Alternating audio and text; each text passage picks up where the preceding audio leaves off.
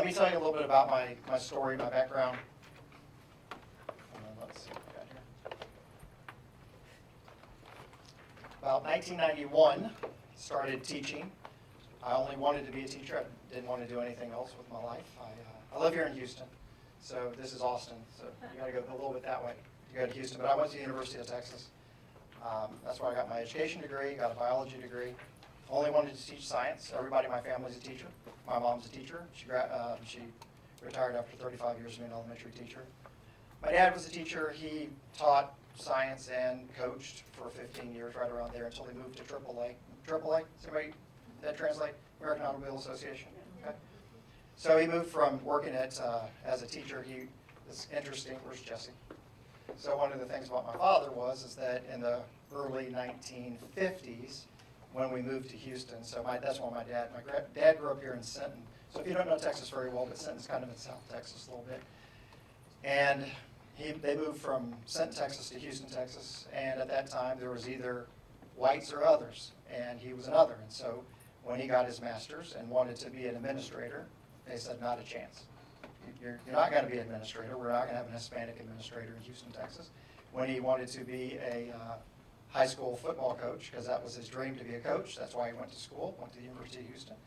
He's the first one in his family to actually get an education, make it through high school, actually go to college, much less get a master's. And so one of the things we always grew up hearing from my dad all the time was that you just can't make excuses. You're not allowed to. And I remember the first time someone used a really derogatory remark to me, because I grew up in Kingwood. You won't know what that is, but in Kingwood is an affluent neighborhood outside of Kingwood. And so not a lot of Hispanic families. There was two. But my dad wanted us to have a great education. He wanted us to do really well. And I remember hearing the first time in elementary school that maybe I didn't realize what my last name meant. I didn't know what that was. But my real name is Agapito Hilardo Hinojosa. So you say that one time in an elementary school, and everybody, what was that? I couldn't even understand it. So it was pretty simple stuff. But I remember thinking that didn't feel very good. And I went home and I told my dad, I said, some kid called me this, and what's that mean? And he said, you know what, son? And he'd always say the same thing. He would say, you're not better than anybody, and you're not worse than anybody, but you are somebody. Now go do something with that. My dad always had this one way of saying things all the time. Anytime something would happen in my life, he'd always say that. So you're not better than anybody, you're not worse than anybody, but you are somebody. Now go do something with that. And I tell you about that because part of my story is in the moment when I decided that I was going to be not just a teacher, but I was going to try to make a difference in education. And that's how I get to hang out with you today, is because I saw a big need in what we do every day. So, got my degree in education. My oldest sister's a teacher. She's still a librarian. So I think this is her 30-something year. My second oldest sister, I only have sisters. So, yeah, thank you. I feel like a minority in a sorority, but it's okay. I never had any brothers, so I was always used to being around ladies all the time. So. My second oldest sister, she teaches high school. I have a younger sister. She should teach because it'd make for a better story. My grandmother was a teacher here in Texas. My great-grandmother and her two sisters were all teachers. So there's a web page. When you go to my web page, you'll see I call it the 100-Year Legacy, because in 1916, my great-grandmother started teaching. So for 100 years solid, we haven't missed a single year in 100 years in the state of Texas educating youth. It's a pretty good legacy for one family. So thank you. Well, thank you. No one ever, like anybody in the business world, they're like, and? But you speak in front of teachers all of a sudden, and they'll say, thank you. That is a legacy worth remembering. And I think it's really important. And so I always talk to people about what is going to be your leadership legacy. Because we've got youth that are going to go through all of these things. My great-grandmother started, think of that, in 1916. She taught World War I, the Great Depression, World War II, the Korean War, and ended in the Vietnam War. She taught over 50 years solid, straight. So she's the bulk of our 100 years. But she was an amazing woman. I wish I had time. I would share with you the pictures that I found from a gentleman that was from California that wrote to her after he graduated. And he became an educator as well. And he wrote all these great stories to my great-grandmother about what a difference she made in his life. Now, he was in 7 or 8 or 9 or 10 when he went through there. I'll have to get it right because he was in World War II, because he sent her these pictures, and she was like his surrogate mother. And if we forget sometimes the power of being an educator, you won't when you see those pictures of my great-grandmother and these letters that this one man wrote her year after year, thanking her not only for being his surrogate mother, but teaching him what type of man he could be in the United States. So he wrote all this stuff. And so anyway, it's a powerful story of my great-grandmother that you wouldn't believe what we say and what we do as educators can translate across time. Okay, so 1991, I started teaching. I only wanted to be a teacher, like I said. Walked into the classroom. I taught at the high school that I went to. Walked in, and you're going to have to give me like 2 seconds, okay? Because this is going to take you off on a weird tangent for 1 minute, and you're going to wonder while I'm telling you, and then you're going to be okay, all right? So I walk in, and it's 1991, remember, and there's been some changes in the laws, and so there's a big sexual harassment training that everybody has to go through. And now I've just left Kingwood High School as a student, and now I'm back a couple of years later. Now I'm an educator. I'm going to my first teacher in service, and now we have to learn how to not harass one another. Now, honestly, I thought, what in the world's going on? What happened in the 4.5 years or 5 years that I left to where now something is actually mandatory where people are doing something? Okay, I get done. Now I'm surrounded by typically women all the time, and even in my department. My mentor teacher comes up to me, and I'm maybe, let's see, I'm 23 years old, right out of college. And so I had a couple of degrees from UT because I wanted to do an education degree and also did a biology degree.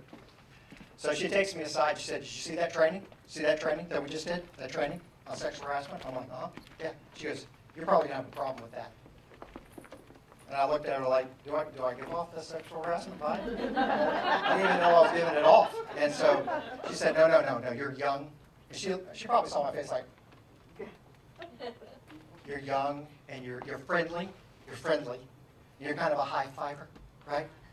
And so some of these kids, they're young, and they're going to be similar to your age. Some are going to be 18 in your physics class, and you have to pay attention. Okay. Now, if you're a teacher, what's the first thing you do on the very first day of school? Anybody want to take a wild guess? You set your expectations. You set your rules on the very first day. Hey, I have an actual degree in education, so I didn't go afterwards. I got a degree in education. So I went back to my University of Texas days, which was only like 1 year before that, and I said to myself, okay, set your expectations, and you better make sure nobody gets harassed. And I thought this was absolutely brilliant. So I walked in on the first day, and I put up my name. This is Mr. Hinojosa, Integrated Physics and Chemistry. And I always try to teach students how to remember my name. They can never get it right. And it's Hinojosa. Where do you get water from? Hinojosa. Okay? Just so they can remember it. Because they'll destroy it. Like Mr. Hashosha, Mr. Hinojosa. It's terrible. So, and I don't like being called Mr. H. And so, Mr. Hinojosa. All right. It's Integrated Physics and Chemistry. Welcome everybody to your first day here. I just want to set some ground rules, and y'all just pretend this is 1991. So Star Wars, it's not the new stuff, the old Star Wars, 1991. Y'all seen this movie? Okay, so pretend for 1 second you're in my classroom. You're in Integrated Physics and Chemistry, first day.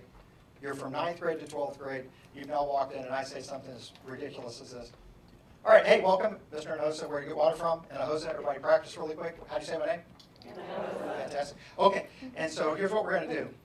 You seen the movie Star Wars? Raise your hand. Star Wars? Good, excellent. All right, so if you've seen the movie Star Wars, anybody know the force field? You know this action, this force field? All right, and this is no joke, I went like this. This is my force field. Right here. This is my force field. And what I thought I was doing in my head was, just don't touch me. That's really what was going through my head, just in general. It's like, you don't touch me, I won't touch you. Like, right? I won't have a problem. I have everyone in my family taught in that school district. You've heard of the flying Walindas? This is old. Flying Walindas, you know these people? They'd fly across the trapeze. We're the teaching Hinojosa. You can't, my sister's librarian, my mom's, teacher. My dad was teaching at the adjunct in college. My wife was in the school district at the same time. I can't disgrace my family. Okay. So the second thing is I thought this was just as important. The second rule was never, ever, don't ever come like behind my desk, ever. I thought to myself, there's nothing good behind here, ever. So I thought this was a beautiful rule. I called it my immutable rule, my unbreakable rule, and they didn't know what immutable was, but I thought it was great.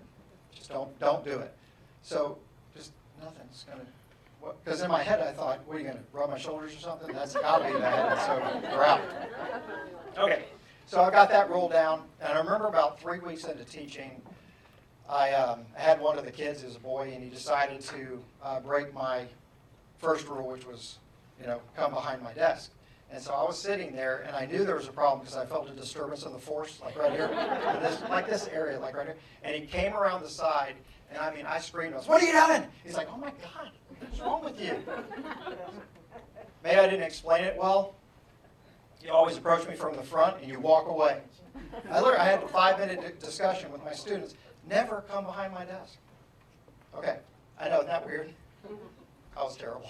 You really want to be a great teacher when you first start, but then you're bad. And then you realize, I'm not qualified to teach, just in general.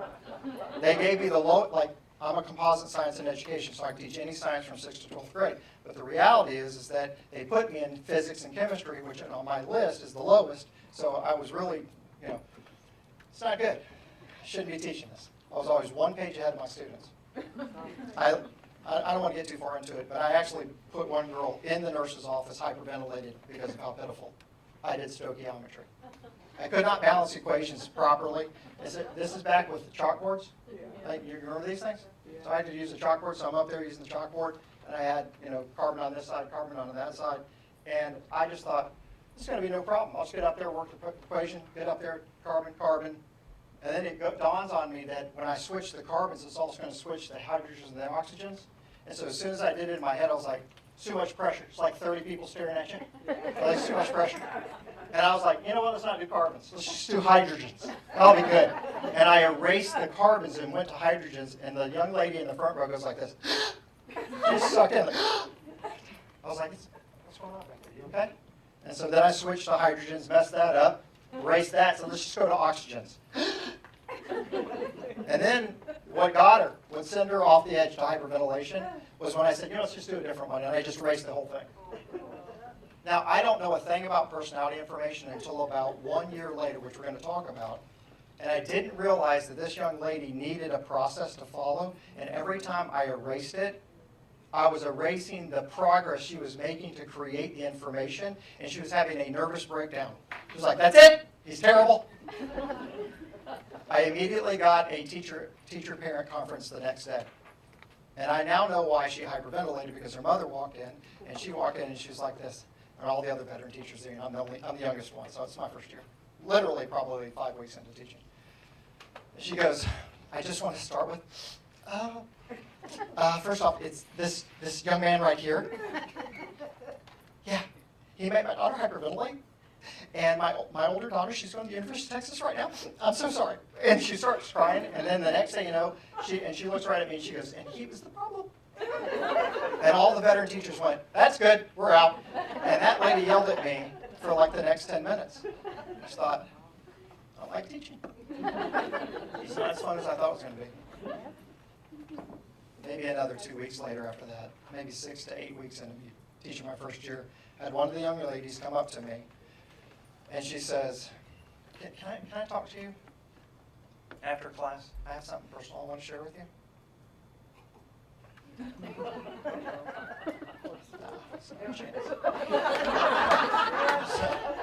No way. I didn't set that rule up. That has been a good one. I set that one up for, you can't come talk to me after class by yourself. That'd have been smart thinking, but you don't learn that in the beginning. So, I really need to talk to you after class. All right. Okay. And then she comes right before the end of the class and she says, you know what, what I need to share with you is pretty personal. I need to come after school and share it with you. Yeah, what? She's in the back. Woo! It's okay. It works out terribly, but it works out good. Right? It's sad for her, but it turns my whole life around as an educator. So she comes in after school. I've got her chair way out there. I got my door propped up. This is her story. Because I'm thinking to myself, I'm going to be alone with this 15-year-old girl. And so I'm telling all this for a really good reason. I don't want, this part's sort of funny. Everything else of this isn't funny, okay? But this one moment of my life, I wanted to be a great teacher.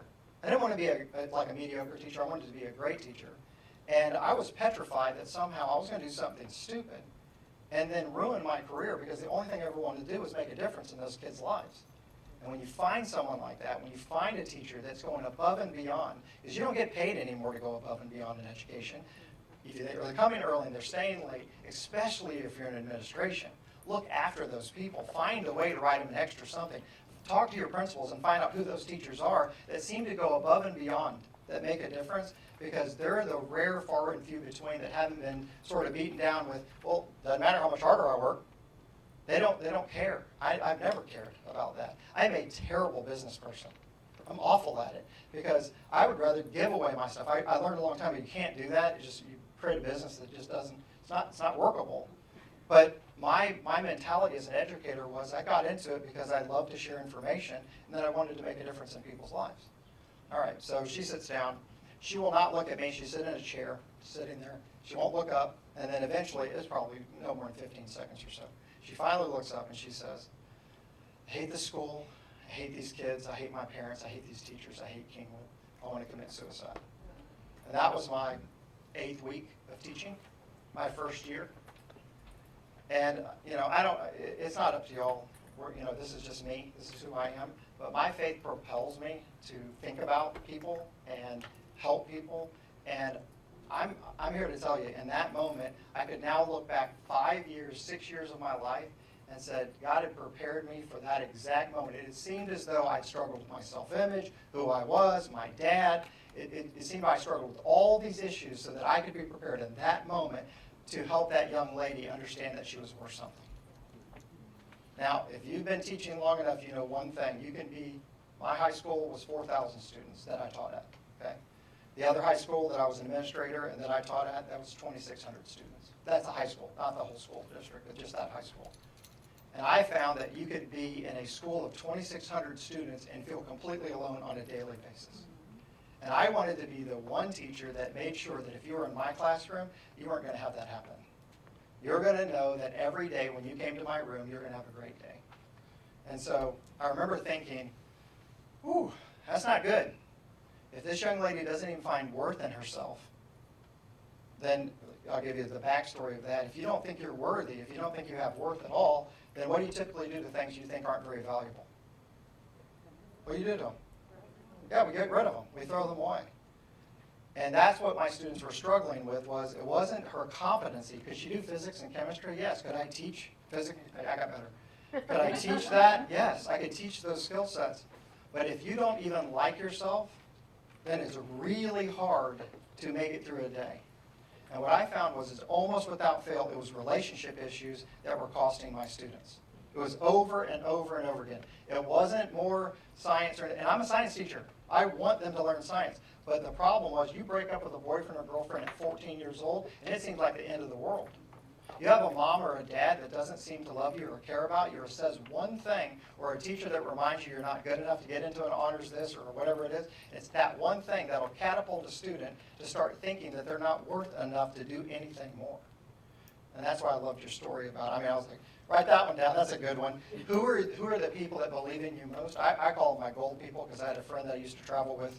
He's a 4-time Olympian. And when we would speak together on the circuit, he would always tell that those were his gold people, the people that believed he could go for the gold. Same basic principle, but the reality is if you don't have those people around you, that makes it tough.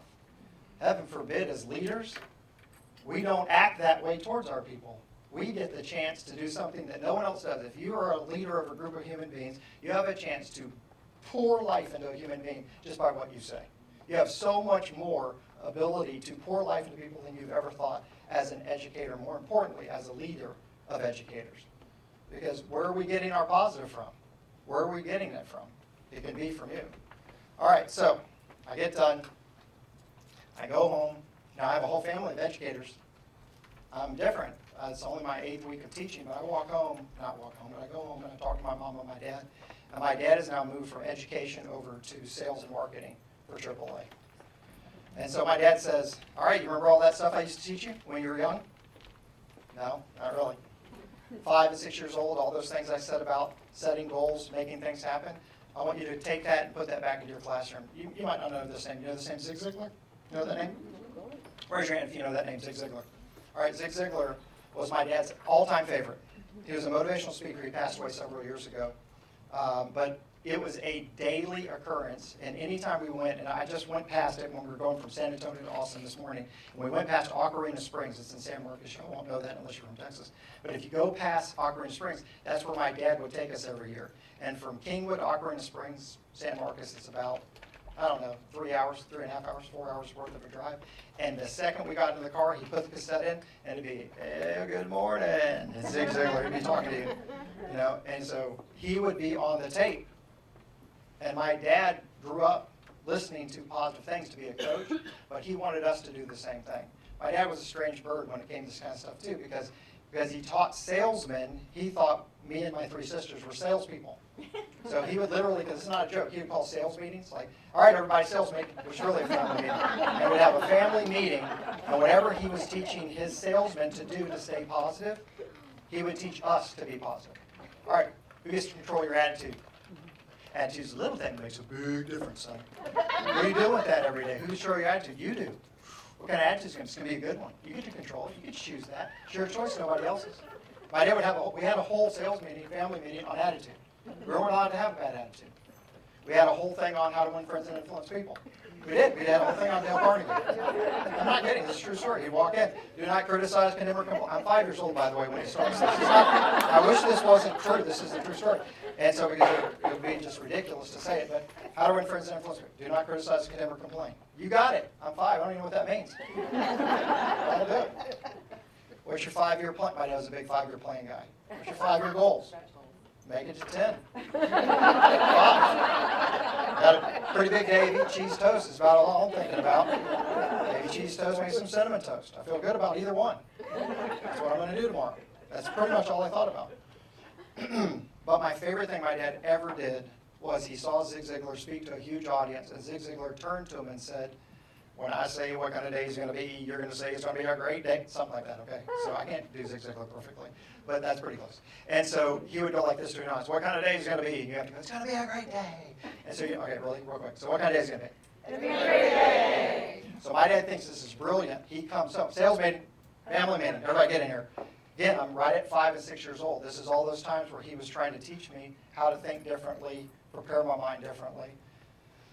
When kids would do things wrong, he would say the same thing. He would say, son, you're not average. You don't think like the average person, therefore you'll never do average things. So when young kids would be around me, my dad would say, I said, Dad, why did he do that? He said, son, you're not average. You don't think like the average person. You'll never do average things. Now, wouldn't you appreciate that kind of programming on a daily basis? You're not better than anyone. You're not worse than anybody. You are someone. So do something with that. My dad was constantly pouring life into me personally and my 3 sisters. And so we thought differently. So that day when he challenged us, anytime I say it's going to be a great day, I want you to go, it's going to be a great day. Whoa. Okay, it's going to be a great day. All right. He didn't do this all the time, but he did it my whole life. The first time it happened, I'm walking down our stairs. This is our front door. So like if it's on the stairs. Front door's right here, around the corner, and that way and back is our kitchen. Now I've got one goal, cheese toast. Just kidding. Anyway, so cheese toast or flapjacks, pancakes. So I come down the stairs, and my dad is waiting for me as he's leaving. And this didn't happen a lot, but every so often, this is the first time I remember him doing it. And he's going out the front door to leave for work, and it's summertime. And he just told us about this. It's going to be a great day thing. Again, I'm about 5 years old. And he looked at me and goes, son, what kind of day is it going to be? I said, oh my God, that's my line. It's going to be a great day! Because that's a great attitude. You get something to eat, and I'm like, yay! You know, because the kitchen's over here. By about 13, now he'd done this my whole life. I wish you could appreciate how awesome this was, having all educators as family members, but also a coach. So my dad, about 13 years old, I remember I timed it about right. And I was coming down the stairs, and he looked at me and goes, what kind of day is it going to be, son? I was like, are you serious? We're still doing this? 13. I'm grown. I didn't think that was funny. He sent me, this is true story, sent me back upstairs, go back upstairs, go to your room, you get your attitude right. All right. So I just walked upstairs. Now I'm all grown, I'm in middle school. Recess. I'm standing in my room and thinking to myself, have you ever seen the movie Ferris Bueller's Day Off? Yeah. You remember when Cameron is going to go, but he doesn't want to go, and he's sitting in his car? Yeah. If you have never seen Ferris Bueller's Day Off, it doesn't matter. But Ferris wants him to go, and Cameron doesn't want to go, and he's sitting there trying to talk himself into going. He'll just keep calling. And I knew that about my dad. He would just keep, he wasn't going to leave. He's gonna be mad at me if I didn't get my attitude right. So I just had a little pep talk with myself. Come on, baby, whose attitude is it? Your attitude. What kind of day is it? It's gonna be a great day. You got this. Come on. And I went down. All right, go. He goes, what kind of day is it? It's gonna be a great day. You get you something to eat. I'm like, yeah. This life is good. For the next year, I started adding those little things into my biology honors class. So from my first year to my second year, I went from physics and chemistry to biology AP. And every day, teachers, you have to do a warm-up. Like, do a little warm-up. Get your kids ready for whatever lesson you're going to do. So my warm-up would be, no one can make you feel inferior without your consent. Others can stop you temporarily, but only you can stop you permanently. Let's talk about it. Your past is important because it's brought you to today. But it's not as half important as you see yourself today, because how you see yourself today will take you to your future. Let's talk about it. And I read this one book by Lewis Timberlake, and I read the whole thing from start to finish over 187 days at school. And I would just spend 5 minutes a day talking about goals or self-image or where it came from. And then slowly over time, I added in attitude, because attitude was the most important thing that they could control. And I couldn't change that. I could create the climate, but I couldn't cause them to willingly do what I asked them to do to learn, especially biology AP. And so I kept pushing on attitude's important. You got this.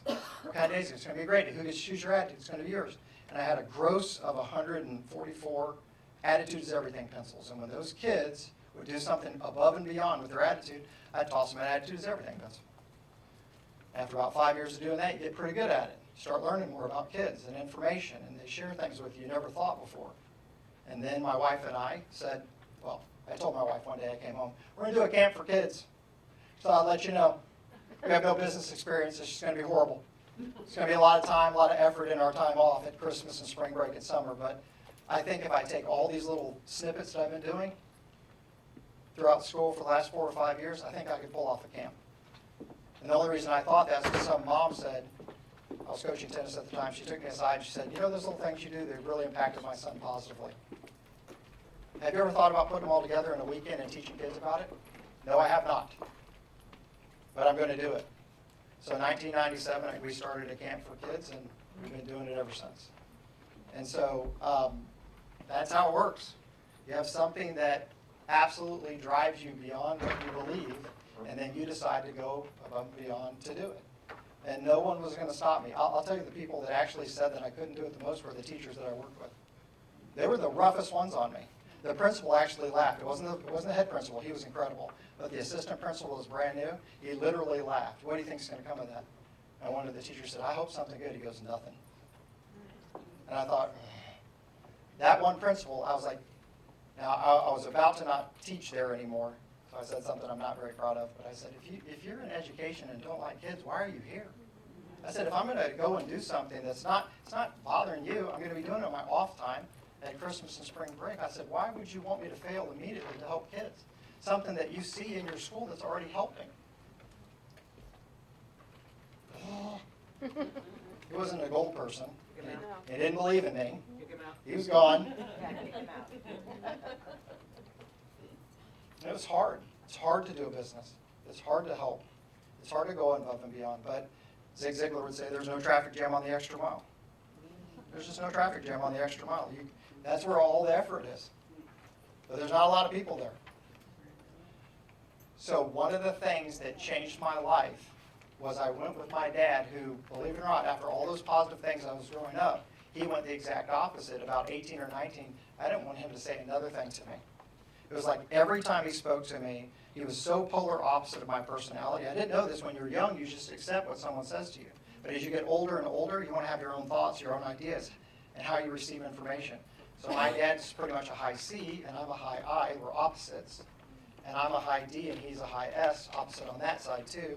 So anytime I would do something for him, it always sounded like I couldn't do it well. Son, you missed that spot. And what I heard is, I hate you. Hey, son, you should have done this. And he would spend 10 minutes criticizing me, what I thought was criticism. He was just trying to make it right. And every time he would do this, all I heard was, I'll never live up. I'll never be good enough. And you remember what I told you? I went through a really dark time in college. That's because the last thing I ever said to my father was, you don't ever have to take care of me. You don't ever have to talk to me again. You don't ever have to say another word to me. Obviously, I can't ever do anything right. So I quit. I'm out.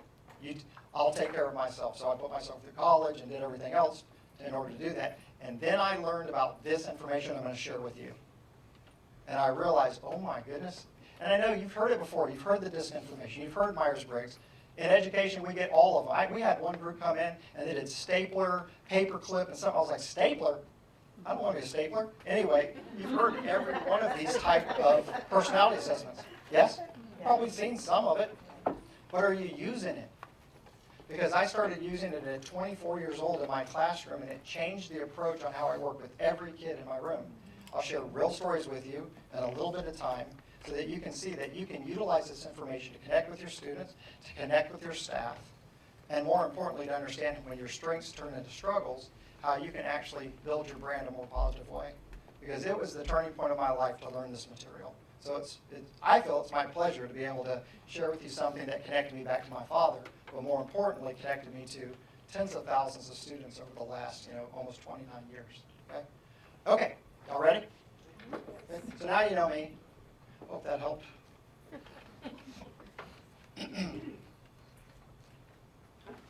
All right, so if you look up here, we're going to open up your workbook. If you go, in psychology, we call it an extinction burst, and what an extinction burst is when you go and press something. In this case, we're going to talk about the elevator. But if you go and press the elevator, what should it do? The elevator light should light up.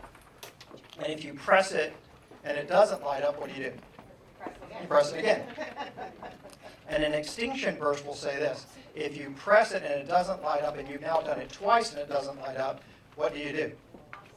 Now you press it harder and faster. Okay? And that's what an extinction burst is. It's a simple process that happens in our mind that says we are supposed to have something happen when we do it, and if we don't get what we expect, we don't do less of it, we do more of it. We do it more intently, more intensively, faster, harder, whatever it is. And believe it or not, what happens to all of us in our personality, if we're not careful, we don't know enough about ourselves, is that if a little of us is good, then a lot of us should be better. Okay? And so the baby is just another example of the same thing. The baby, this is a Texas term, but they'll throw a fit. You know what that is, a fit? A tantrum? Okay? Just throw a fit, throw something on the ground. Okay, so this baby doesn't know that you've just gone through a parent education course. And you just learn to leave if a baby throws a fit, right? I'm going to just walk away. That's what they told me. Just to walk off. Just to walk down the street. Just walk away in the Walmart. Whatever it is, I'm just walking. Because that kid does that, I'm just going to show them. That class was expensive. So I'm going to get my money's worth. So the baby throws themselves down, and you're like, time to practice, and you walk away, and that baby only knows one thing, how to get what it needs. So it just gets itself up, walks over wherever you are, and throws itself down there. Because that is what a baby does. It knows how to get its needs met. So I expect if I do this behavior, it should give me these results. And if a little of me is good, then a lot of me should be what? Should be better, okay? So the first thing we have to learn about our personality is that we are doing certain natural things with our style because we expect a result to happen. The more we do it, and the more we see a response to it, yeah, that's great. So I wanted to be in charge, so I said these things. Yeah, maybe I said them a little harshly, but I got things done, so boom, done. And we'll talk about each 4 of the styles that do this, and if it's not enough to get what you expect in your style, you don't change styles, you just give more of the same, okay? So we have a certain expectation. I have this car go by here because the second piece of the puzzle is that when we're communicating, especially when it creates conflict, is that car is just called hit and run, right? Hit and run. So this is a hit, these are runs. Hit, run, right? So in your brain, you have a little piece called the amygdala, and that amygdala runs the hit and run system. 2 of your biggest muscles in your body are your hit muscles and your run muscles, okay? So when you are reacting to something you're afraid of, you're either going to get angry and attack it, or you're going to get overwhelmed or afraid and try to get away from it. That's just a natural reaction we all have, yeah? Fight, flight, or freeze would be the next piece of that. So fight, flight, or freeze. So in this case, that hit and run is you have a lot of blood going to the hit and run muscles, and to the one that needs it most, you have none, which is the front part of your brain. And so we all learn eventually, if you have any teaching on EQ at all, you'll learn to send that up to the frontal cortex, which is, everybody, you can practice really fast. I can help you really fast. Ready? Everybody breathe in. that feels good. So that will reroute a decision. Hit and run, fear and anger go fast, and so you're going to protect yourself. And one of the best parts about what I'm going to teach you is that your personality is trying to get something done. You expect something. But when you kick off of fear, you don't get what you expect, so it kicks off of fear. It's now going to cause you to protect yourself and do more of you, not less. Good? All right. Okay, one of my favorite quotes of all times. So that's why I gave you this postcard. This one real quick, if y'all look at it. It's not in your book, but I gave it to you so that you didn't have to write it down. And the little quote says, people don't do things against you. They're normally doing things, say it with me, for them what? All right, one more time. People aren't doing things against you. They're not waking up early in the morning to make your life miserable. They're not on the freeway actually trying to find, oh, there she is, and then cut you off. They don't. It's not how it works. Okay? People aren't doing things against you. They're normally doing things what? To meet a what? So I'm doing certain behaviors according to my style because I think if I do that, it's going to meet my need. And I do that according to my tendency, preference, pattern, or comfort zone because that's the way I feel most natural.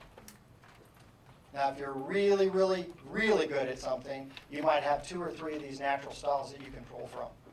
Most of us have 1 or 2, D, I D, S, C, C, S, right? My dad will always pull from SC, and I always pull from ID, I and D, okay? I'm in my biology classroom so I can show you how this works in real time. I'm teaching the difference between biotic versus abiotic. You don't have to remember this.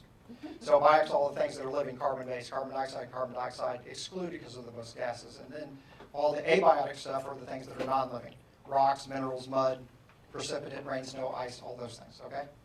And right after I said that, biotic versus abiotic, one of my students, now this biology AP, raised his hand, Okay, any kid that raises their hand that hard, that fast, typically has to go to the bathroom. But anyway, so, Mr. Rose, I'm like, yes. And this is a true story. He goes like this. Wrecked my truck this weekend.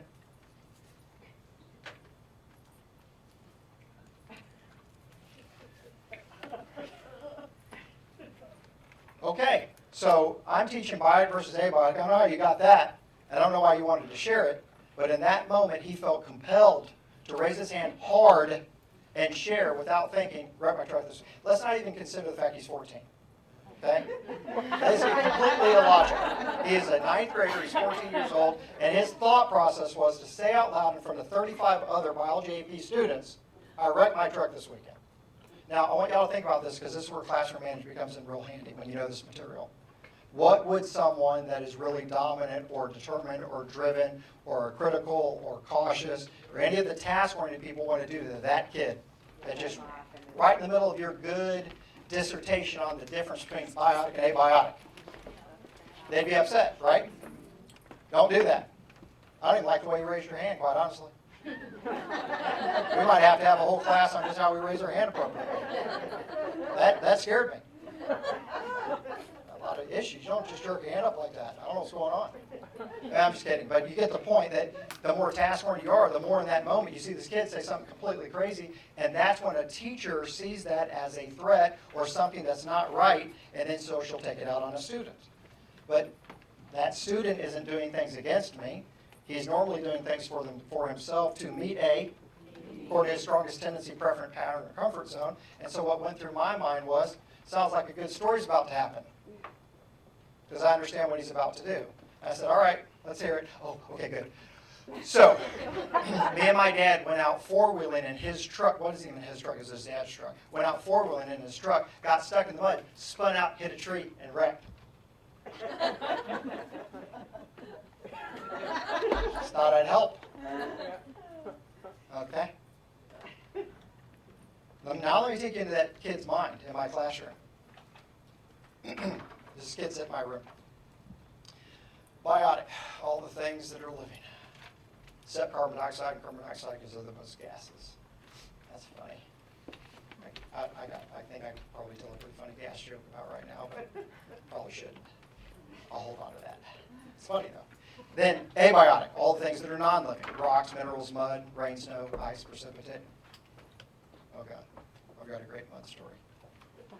I mean, this has probably changed the whole tenor of the class right now. I tell this story, this will bail Mr. He's not even at his best today. I tell this story, adds some energy, everybody gets fired up, it's a great story. Yes! And then all he could get out fast enough was I wrecked my truck this weekend. Because he wanted to tell a what? A mud story. Because mud was the thing that kicked off in his brain that he could relate to my dissertation on biotic versus abiotic. Okay? He said, spun in the mud and hit a tree and wrecked. See how good that is? See that? See how funny? And then I remember the D in my class went like this. That's the stupidest story I've ever heard. It's a dumb story I've ever heard. And then one of the S's, which is supportive, they went like this. You just see how he's trying to make sense? He's just trying to make sense. He's trying to make sense of it. So like abiotic's like non-living, and so it's like he was trying to compare mud so we could remember. I bet you remember it now. Mud's abiotic. I bet you remember it. And then the C in the class, which are critical thinkers, cautious, that want everything to be right. This is exactly why we never learn anything in biology. Right here. This whole business. It's right here. You can't learn a thing. These people are crazy. You want to start teaching again, Mr. House, or what? Stop telling those stupid stories these kids are sharing. I didn't learn a thing from it. What's mud? Abiotic. You did? Okay. They're not doing things against you. They're only doing things what?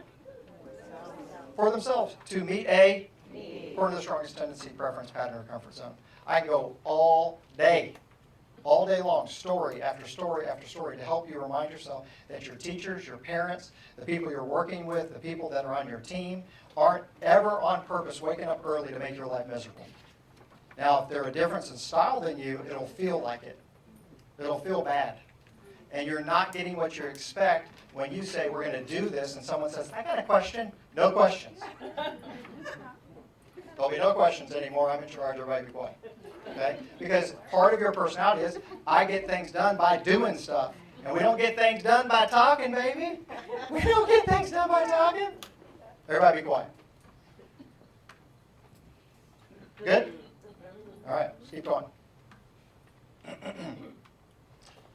This is the 4 personalities. I'll teach you them all in 4 motions. So you're going to have to do me a favor. This is accelerated learning in education, quick accelerated learning techniques. All right, so the first one is, do me a favor since you're teachers. Give me the benefit of the doubt. We're out in the Austin. Nobody's going to look at you.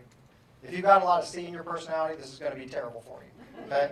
Right now, all the C's are like this. Did he say, are we going to touch each other too? Start hugging? What's going on? Yeah, I'm not talking about my emotions. Hey, you're fine. We're not going to talk about your emotions. I'm just going to have you do 4 hand gestures. None of them bad. All of them appropriate for the 4 personalities. And I just want your participation. Okay, here we go. D. Take your angle like this. Even in the back, you guys. I'm just kidding. Guy in the very back. Yes, you too. Okay, here we go. The D's want to get the job done. Say done. All right, give me a good done. Done. Okay, if you have a lot of D in your personality, your thought process all the time is, what are we getting what? Done. Okay, now spirit fingers, little spirit fingers. Spirit fingers are the eye. The eyes want to have some fun. Say fun. Okay, good. So the D wants to get the job what? Done. The eyes want to have some? Fun. The most important thing about the high I is they're always trying to add energy into an ever-wise, dull world. That's all they're trying to do. I just want to have a little more fun, a little more energy, a little more excitement. That's why anytime now, after 20 plus years of being in education, one of my clients that I used to do leadership development with, they're about a $5 billion company. They're located in Houston. We have offices all across North America. I do all of their leadership development for all of our managers. And so we teach this exact same stuff so that our managers get the most out of our leaders in our company. We're spending, this is not a joke, this is a true story, we're spending about $30,000 per manager just to teach them this leadership development information because we believe it's that important. We've hit our goals faster and opened up more offices than ever in our history of our company by simply allowing people to understand one another more effectively. So there's a lot of speakers that will come out and talk to you about this. The same thing with me. When I was teaching, I was talking to teachers. And now that I'm doing leadership development, I'm out there across the country speaking to leaders, showing people what we're doing on a day-to-day basis to help people connect with one another. Because again, you get to a certain level in your competency, has no longer anything to do with your competency. You should be able to do and teach math or science or whatever it is. It then comes, the next level is, can you deal with human beings? Are you either attracting or repelling human beings? Because the more you can build your brand and build your attraction and edify human beings, the more those things start to pay off at a higher level. It's all the relationship things that you can do well. Okay? Okay, so the I's want to have some fun. Say fun. Okay? Okay, the S is kind of like you're praying like this. Like this. I can't do it with this microphone. That's why I always wear a lavalier mic. Okay, so just go like this. Please be nice. Just say nice. Okay, D's want to get the job what? I's want to have some fun. S's want you to be nice. Just please be nice. And then the C's, I'm going to have to talk for a second, okay? I have to do it with two hands. The C's want you to be precise. Say precise. Precise. Yeah. Chop. It's going to take some time. You just don't speed this. You got to do it right. About that time, all the D's are like, how correct do they need to be? Real correct. You don't rush it. You got to get it right. Steps are important. Perfect. Got it? Yep. D's want to get the job what? I's want to have some fun. S's want you to be nice. C's want you to be precise. Okay?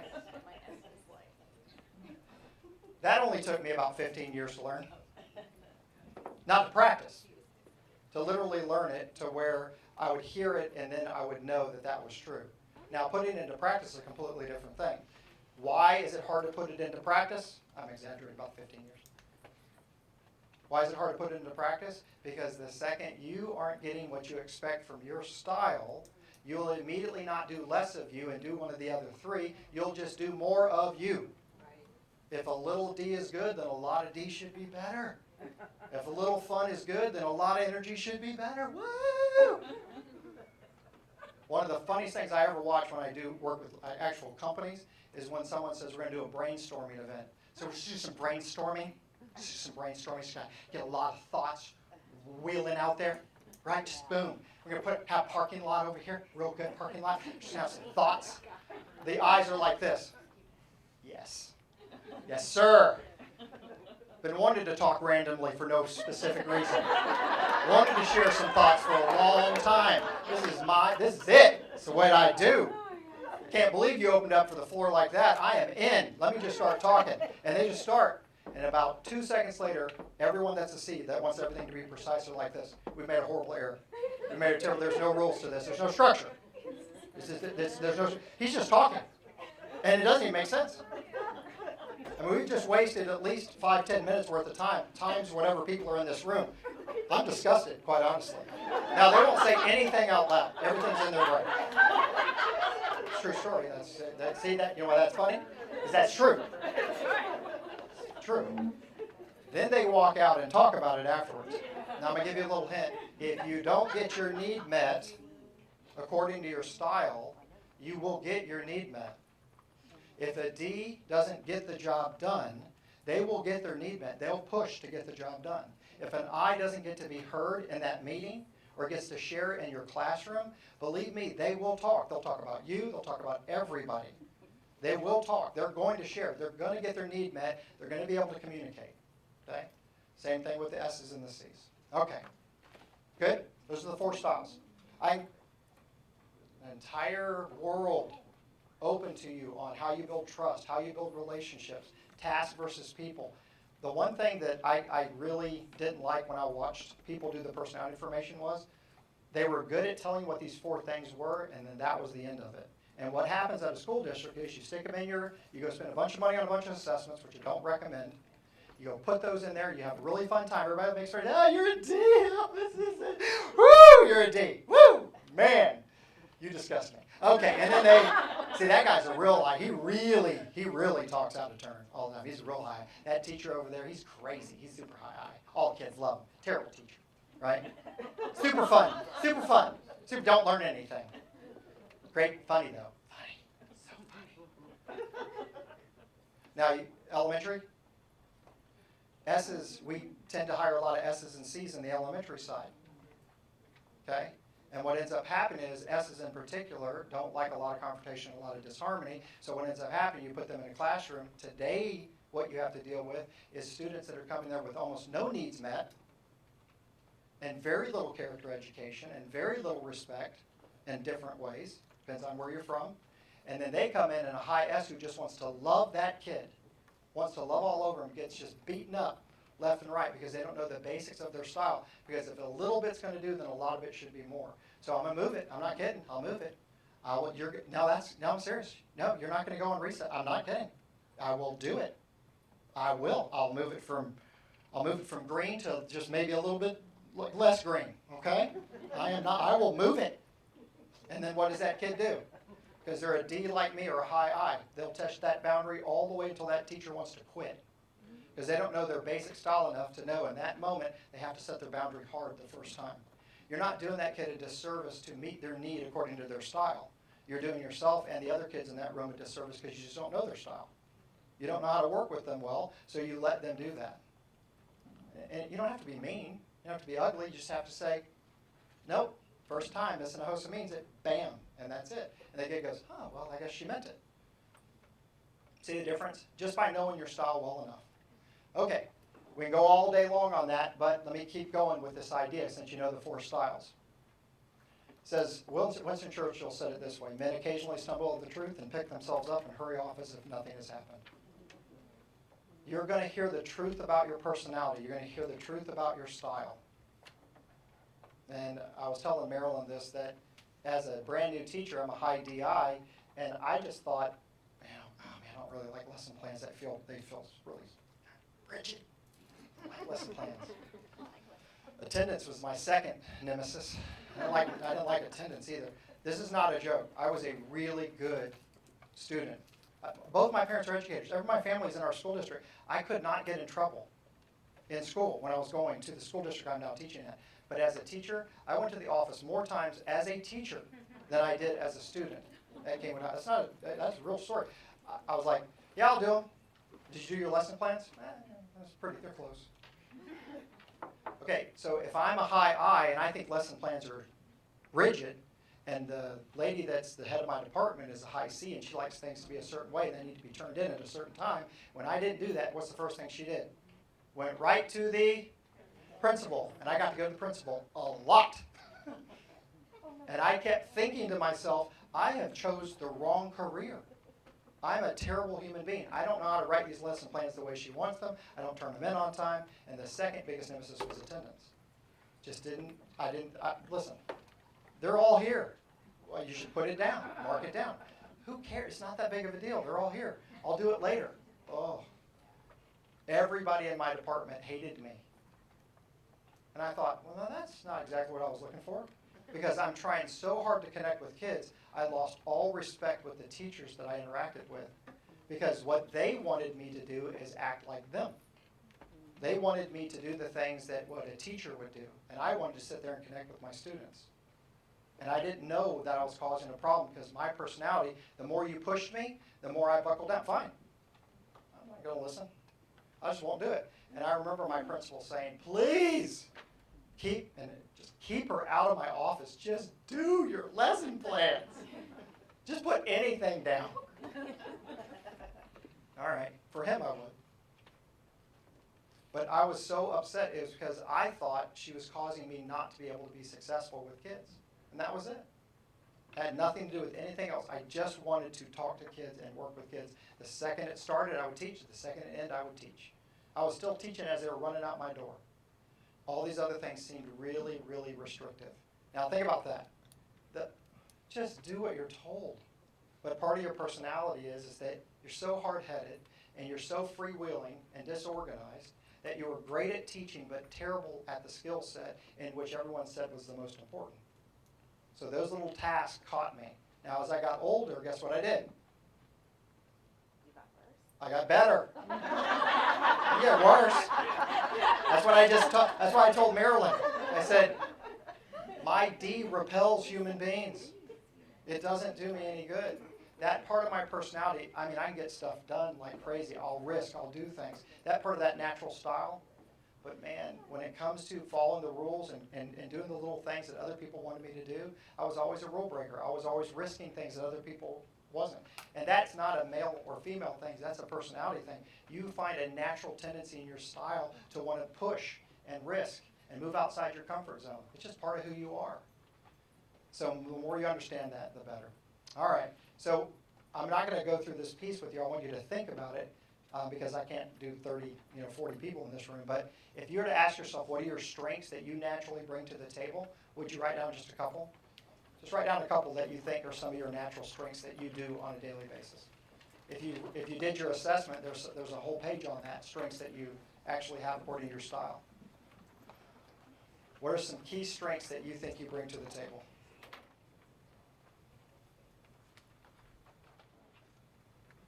Now, here's the exciting part. Churchill would say we have these things that we do so easily and so readily that we'll often stumble over the truth and not even figure it out, and we'll just keep moving. The last person that typically knows that your strength has turned into a struggle is you and I. I didn't even know it was a bad thing. I thought I was actually doing a really good thing. I was winning all kinds of awards as a teacher because I was connecting with students and I was making a difference, but I was losing all kinds of respect from my peers.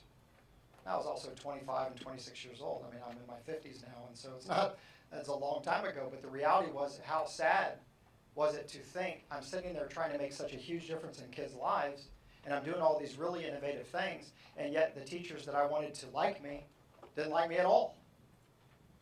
The ones that weren't in my department loved me. Like, that guy's so, he's fun. And the people in my own department, yeah, if you do his lesson plans, if you do this. The attendance lady finally got me good. She was like, Pete, please, this is how we get paid. I'm like, oh, all right. Part of this struggle is knowing that strength pushed out of control becomes this next part. Let's take a look at this. Your strengths pushed to an extreme can become your greatest struggles. So if you would, take those exact same words you just wrote down and see if you can take that to its opposite. How could that strength be seen now as a struggle? And if you'll give me any word, you can give me any word, and I can kind of point you in the right direction. Pick even what you think is the most positive word that's out there about your strength, and I'll show you how it can be seen from a different perspective. Somebody want to share with me? Just any strength? Leader. Okay, leader. So leader is one of those it's a great word, right? But I'm going to change it a little bit so that we can all get on that. Bless you. Leader is, the boss, right? The person in charge. So what we end up happening is we're such good leaders that we're not very good what? Followers. But worse than that, we lead to such a degree that it doesn't, at first it looks like leadership, then it looks like bossy, then it looks like pushy, then it looks like dictatorial. So our strength can turn into our greatest struggle, because if a little of me is good, then a lot of me should be what? Should be better. If getting it done is good, then getting it done now is better. And if I hurt you or you can't take it, well, tough luck.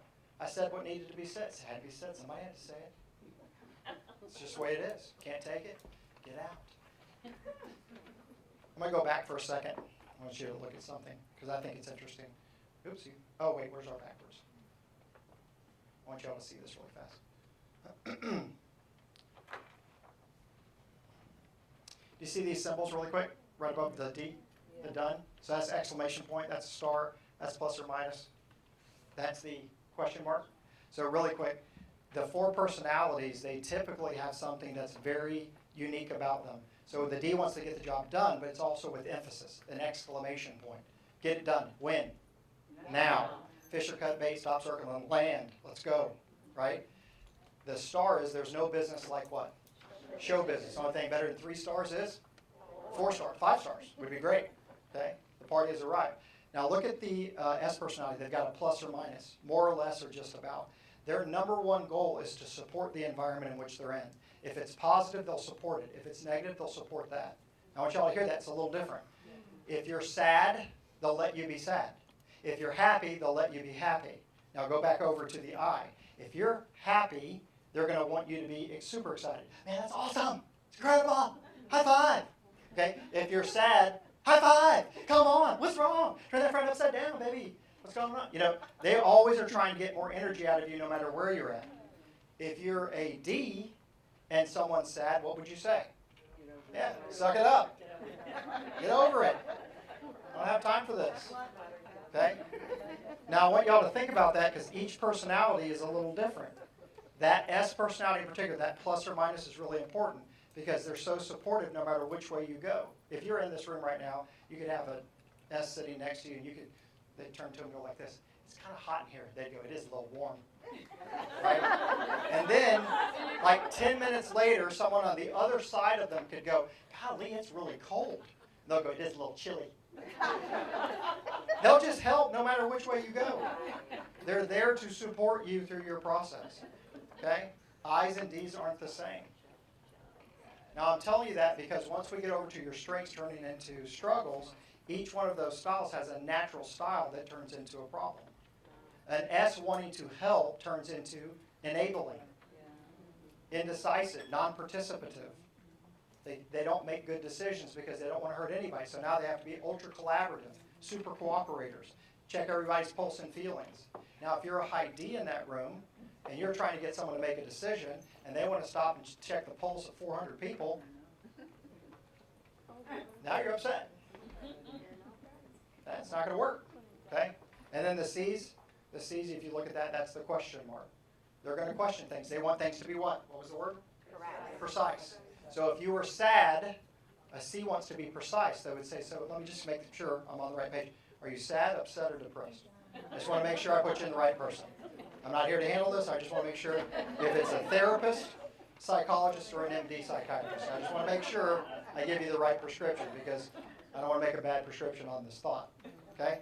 Each personality is going to hit you from where they're at. Okay. Oh, sorry. Golly, mine is different, so I keep doing that wrong. All right, give me another word that might be a strength, and then we'll see if we can convert it to a struggle. Okay, good problem solver. Ooh, that's a good one. All right, so they're a great problem solver. What have we said about people that are great problem solvers? They also can be analysis by what? Paralysis. So you've got that problem. The better you are, everything. I've got to solve every problem, and then depending on which. Now you get. Someone said it. Someone, yeah, to a certain degree, I'm going to solve all those problems for you. So I'm not going to let you solve your own problems because you don't do it fast enough. So I'm a problem solver. Don't come into this. You'll hear this. Don't come into my office without your solution. All that. Don't put your monkey on my back. You've heard the whole monkey business. Don't put your monkey on my back. There's all types of ways for problem solvers to be problem solvers. And if you can't solve it, I will. So, but see, that's the difference in the tone.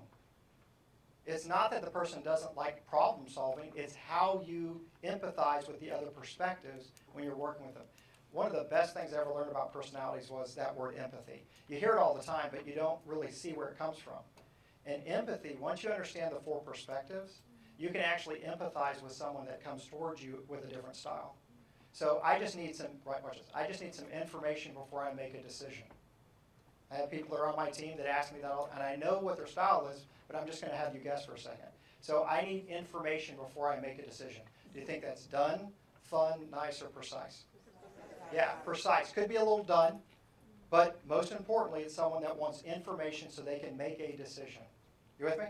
Now, what good would it do for me to say, yeah, don't worry about it. We're just going to wing it. It's going to play it by ear. It's going to be great. You're going to love it. No, that's right. At that moment, a C just goes, you know, just throw up. I'll tell you what makes an S throw up is a D walking in saying, hey, I need to see you after lunch. That'll make an S throw up. Just, hey, yeah, just, you know, been thinking about it a lot. I think I need to talk to you personally just after lunch. S. You know, that's it. Because part of their personality is to do what? Want to be supportive.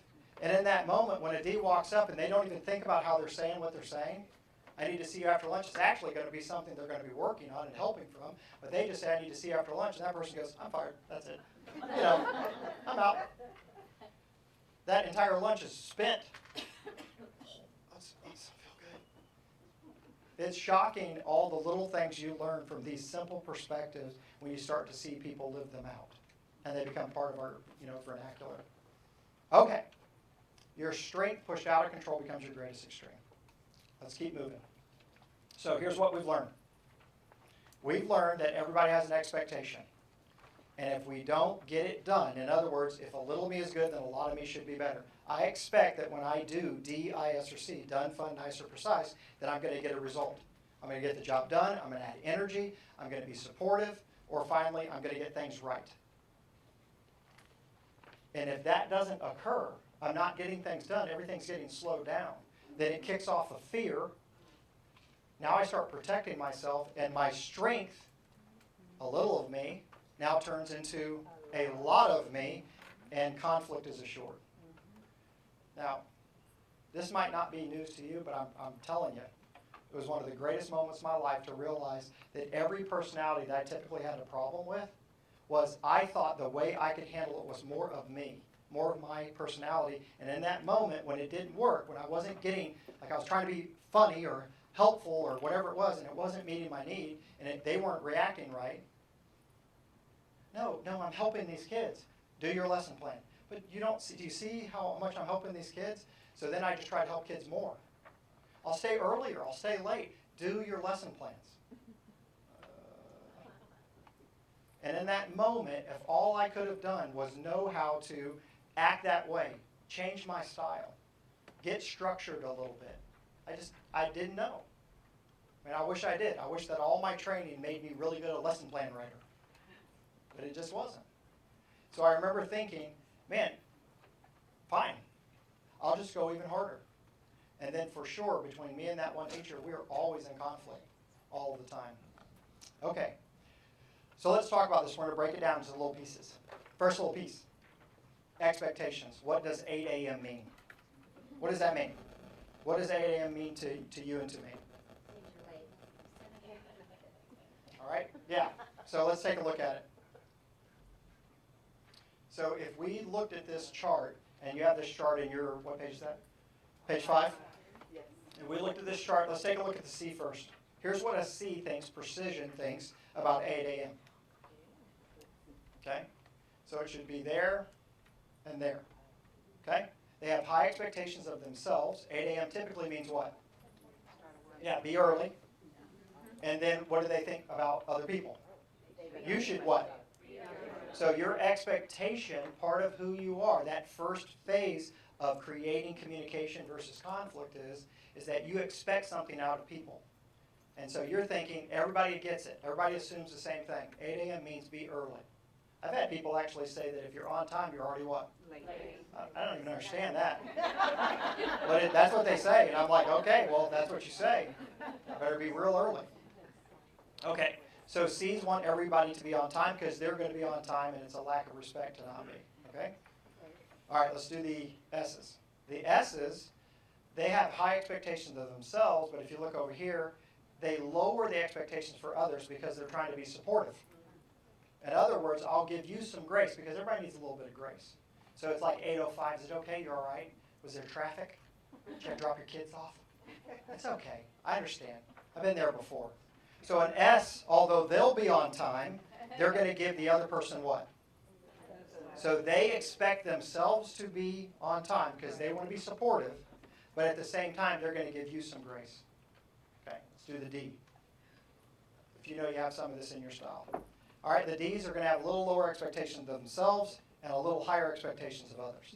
That means you're going to be on time, but I have the reserved right to be about 5 minutes late. And don't bring it up. Just want to let you know you're supposed to be in charge and you're late. You're excused. That's, anybody else have any questions or comments? No? Okay, I didn't think so. That crud I had to get done because of you people. That stuff I had to get done. That's why I'm late. I had to fix all your stuff all the time. Problem solver. I get things done. So, yeah, I'm a couple minutes late. Anybody else have a question or a comment? No, we're good. We're good. Thank you. We won't make a comment anymore. Yeah, fantastic. Now, I'm over-exaggerating the I, but not by much. Okay, here's the I. They expect low expectations of themselves and low expectations of others. They're going to be late, but it's going to be a great story. It's going to be good. You are not going to believe what happened. I'm not kidding. It was tough. There's a lot of stuff happening out there you're not even aware of. And I'm going to spend the next 15 to 20 minutes letting you know. Now, heaven forbid that's actually a meeting that you're in with that person that's already 5 minutes late, now takes the next 15 minutes and shares the story. That's when the C, they lose it, and the D does let them go. You're excused. You're fine. And then the C's over there. Yes, it's about time. It's about time. All right, so now look at this. You're a high I working with a high C. Y'all see this? That's my personality, and that's the first lead teacher I ever had. That's also my personality and my father. And I think life should be fun and exciting, and there should be some recognition, and you should be proud of me. And my dad is finding every reason why I can't live up to those expectations of perfection. Okay, now I'm going to show you how easy it is to meet other people's needs really fast. Okay, real quick. I'm walking down the hallway going to make some copies over the copy room. And one of my students, I taught student leadership, is in Spring Branch here at Memorial High School. And so I was walking over to get some copies made. She was in my first semester class. She's now graduated that class, and now she's heading into her second semester of being a senior. She's about to go off to college. And 2,600 students milling between classes. This is my off period, and I'm walking over, and all you hear is, Mr. Hosa! Mr. Hosa! Screaming, loud. Now, let's just start there. Outgoing or reserved? Yeah, anybody that can scream over 2,600 people and get your attention during that type of loud in the hallway doesn't care about if anybody sees them or not, okay? Woohoo! Life is good. So she's screaming, Mr. Hosa! I'm like, yes, what? Come here. She's like, okay. You remember how I had you? And first, yes, I remember. Yes, I remember quite well. And you know that I was trying to get into Texas A&M? I said, yes. She goes, I got in early to Texas A&M. I just found out. And I said to her, do you want a D, I, S, or C response? She took my class. Do you want a D, I, S, or C response? She goes, you know I'm a high I. And I'm like, yeah! So I'm jumping up and down in the middle of the hallway. And any student that's not a high, the high I's came over like, what's going on? It's a party? What's going on? It's good. We're jumping. The S's feel sorry for you right away. They're jumping, but I don't want to leave them by themselves, so they come over. The D's are just disgusted as a student. And the C's are like, that's sad. Did you see it? He's going to pull a hammy. It's not good for him. He's jumping. He's very old. Okay, so anyway, right in the middle of my jumping up and down, woo, yay! I said, or I could give you a C response. And I said, if you tried a little harder, you could have got into the honors program. She went like this. I said, I'm kidding. That's good. I don't know what this thing is doing. There we go. Sort of. But in that moment, one of the hard parts was for me was connecting to her according to my style if it wasn't my style. But I'm a high I. It's easy to connect with another high. Be excited. Be gregarious. Smile.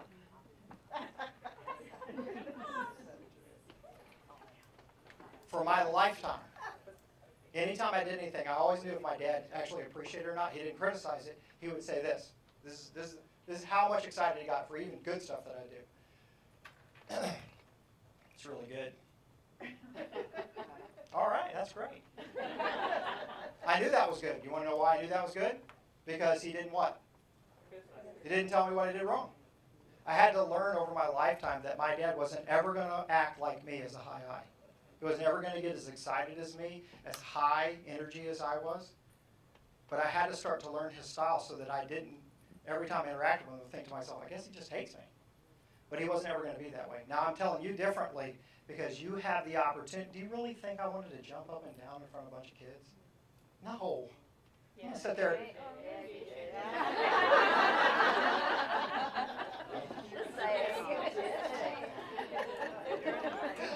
Okay. No. Because I'm a grown man, and quite honestly, I get self-conscious just like anybody else.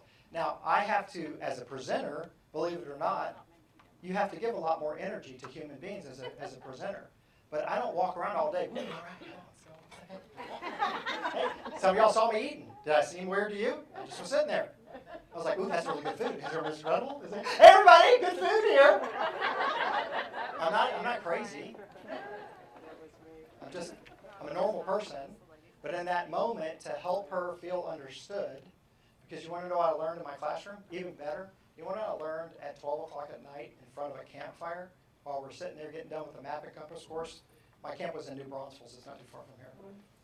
I would have those students finally open up and talk to me about what they wanted and what their dreams were. That was the most exciting part. So I got to hear things that other people didn't get to hear.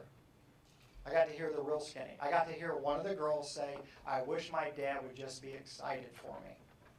And then it shot back in my mind at that moment, even though that's not my daughter, to be overexcited for her because that's what she was.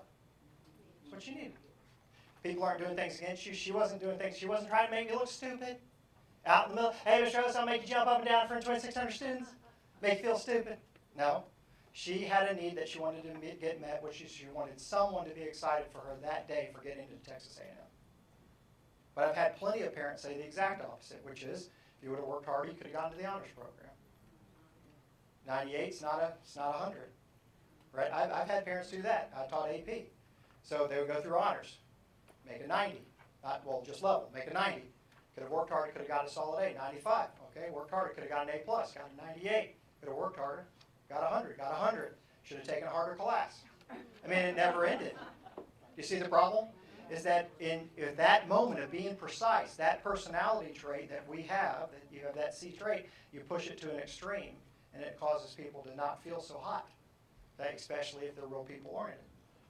Okay, expectations. The second piece is the fears. Now, we're not going to cover these, but I want you to remember them. If you look at that page in your workbook, there are 20 fears that you can look through, and depending on your personality, it'll actually ramp up how much that fear is.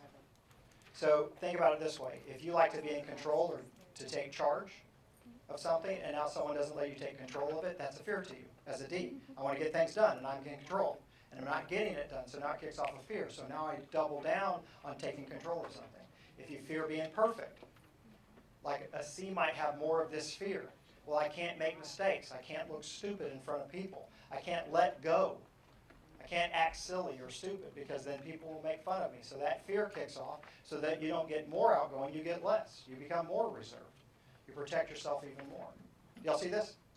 So each one of these fears will kick off your strength, and your strength will go out of control and become your greatest struggle. Good? You want to take like a 5-minute stretch break? Let's take a 5-minute stretch break, and then I'll push for the last 40 minutes, and we'll get done. All right, you guys ready? Good? Okay, so we'll spend the last couple of minutes, and then at the end, I did have a comment a second ago. She asked, is it possible that I could be a little different depending on the environment that I'm in? And the answer is, of course. You have two graphs, especially if you go back and look at the assessment, that Marilyn was very gracious in order to purchase those and then put those out as part of kind of your kit. Did y'all get an assessment? Did you go online, take an assessment? If by chance you land somewhere dead in the middle, like your spots are like real level, so every point is right just above or below the midline, do yourself a favor and ask yourself, did you take a lot of time to answer those questions? And if you did, then go back and then you need to email me. And then I'll have the technology person reset your code. Because one of the things that happens is when you overthink this too much, just first thing most like you, first thing least like you. And then answer all 24 questions. Because if you overthink it, what will happen is you'll put yourself into multiple contexts, and then you'll find yourself all dead in the middle. Okay? And I would be real surprised if all of you, there's like 6 or 7 of those, that all of you have that level graph. Environments do play a part. It's a huge part. I work with a gentleman I'm a high D, but he's a higher D, and he's the senior executive of a $5 billion company, so when I walk into his office, I'm quiet. I don't crack jokes. He doesn't think things are funny. And so when I walk in there, it's serious business. And we're about to, expand and open 12 offices at $1.5 million a whack. He wants to know what I'm going to do, how I'm going to do it, how I'm going to take care of it, and that's it. I'm not going to sit there and make a joke out of it. It's going to be dead serious. So every personality is different. I have another lady that I work with that does all the sales and development and training. So I do all the sales and development and training for our leaders. She does all the sales and training and development for our sales. She's a really, really high C. So when I work with her, it's an agenda. It's straight information. I go above and beyond, give the information she needs in order to make a good decision. Now, when I was young, I had no idea how to do any of that or to adapt to these different styles. And so I hope that if there's a way that if you really think this information could be beneficial for you, for your teachers, for your students, then please reach out. I would love to be able to help you and at least point you in the right direction. I would love to go out and go speak again and travel and do all those things, but I have a full-time job trying to take care of this multi-billion-dollar company that's a public company. And so, but I do have tons of certified trainers that I've trained over the last 20 plus years that I can come in and do the heavy lifting, come do a big keynote for you or something like that, and then we can train one of your people and utilize the service that way. Don't have someone like me come in and speak and spend your money. Have someone come in that's in your district, let me train them, and then we'll send them back, and you can use all these resources as part of your information, if that even interests you, to take this to the next level. Okay? That's my entire sales pitch. I hope you enjoyed it. Because I told you, that's not my goal, is to sell you all on something. I have tons of information. I've broken it down over 25 years. It's all based on education. It's all based on helping leaders. It's in every direction you can think of. That's really where I see things get missed, is that, do you want it to compare to emotional intelligence? Yeah, I've got that for you. Do you want it to show how you can build trust? Yeah, we have a whole module on that. This is on conflict resolution. If you don't realize that your conflict is coming from not getting your needs met a certain way, then this is a great exercise to take your people through to remind them that their personality pushed out of control creates the communication that says, if a little me is good, then a lot of me should be what? Better. And when I'm not getting what I expect, it kicks off a fear. That fear energizes my strength to push harder, and then now we get over here, and I call it my campfire versus my wildfire. So if you turn the page really quick, your campfire invites people to stay, your wildfire pushes people away. This was the turning point of my mid-20s. Now I'm 51, but in my mid-20s, when I kept hearing things like, well, you're not much of a team player, and you don't follow the rules, and you're not very process-oriented. I was like, geez, do I do anything right? Not according to someone that thinks that way. No, not at all. They wanted to be more structured, more process-driven, turn things in specifically on time, even early. Yay. But you know what? If you don't know this about yourself, if it's never been put in print, you actually will double down on your style and take it out on somebody else. They just don't get me. They don't understand me. Why are they always so hard on me? I'm doing my job. I never took a day off. I was working as hard as any other teacher, but these simple 2 or 3 things would have changed the influence of that relationship, and it would have kept me out of the principal. Wouldn't it be great to have your teachers, especially your young teachers, understand what people desire from them, what they're looking for, what they expect, so they don't keep costing their brand? See, brand new teachers, we're losing brand new teachers too, because the other part is classroom management is just getting harder. And so, man, this was the part, I just didn't have management issues because I would be in the working with my students according to their style. So when someone else, and I'll give you a final story to wrap it, I'd love to show you how easy it is. But in the end, part of this discovery for me was I finally understood. Now, my wife just left a second ago, but I'm going to tell you, so she's not here, so now I can talk about her. But my campfire turns into my wildfire. So my campfire invites people to stay. My wildfire pushes what? People away. And if you're not careful, those charts are your campfire and wildfire charts. It's your strengths pushed out of control.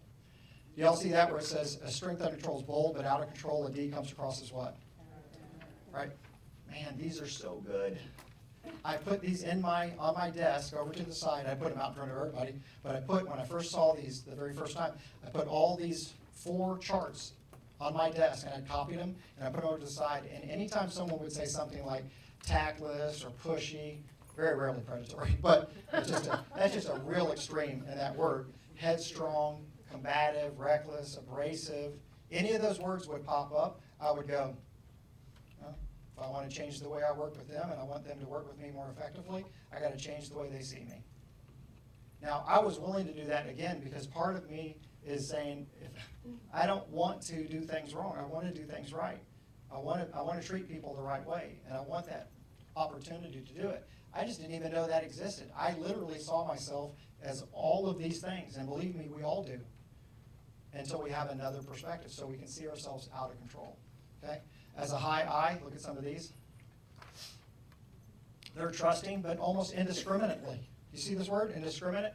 High I's, we're notorious for taking anybody's information and thinking it's true.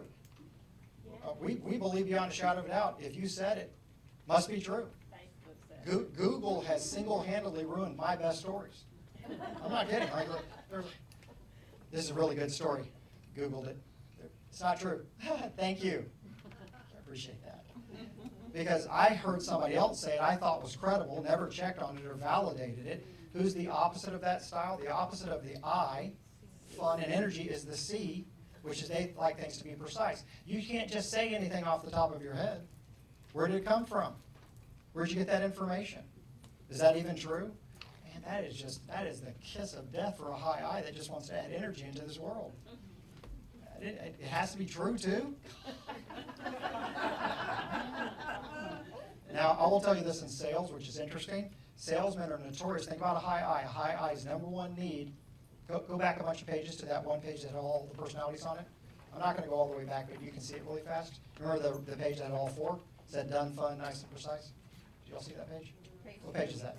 2. Okay, look at the top. Control. What's the next one? If you go to the I, recognition, go down.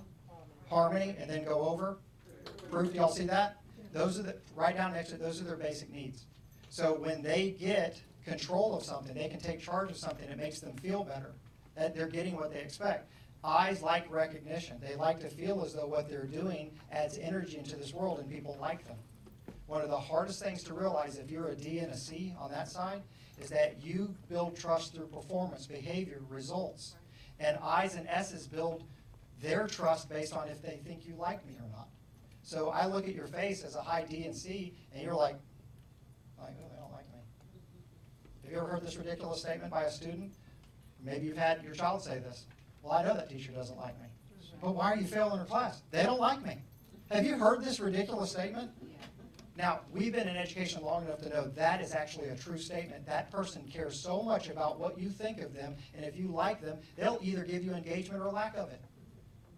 Your people are the same. Adults are the same. People don't leave corporations. They leave managers. It's the same thing. It's typically relationship-driven human beings that don't like to be around performance, behavior, and results without feeling as though you at least like them. I'm not afraid to work hard. Just like me. Just say you like me every so often.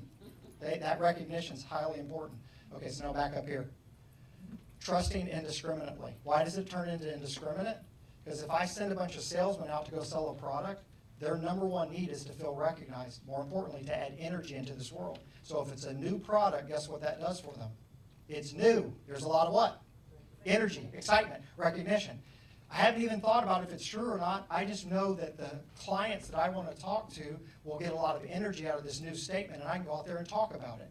And the next thing you know, it's the same way we all get into trouble as eyes. We start selling things before we validate them. We start sharing ideas and theories and thoughts before we even know if it's true.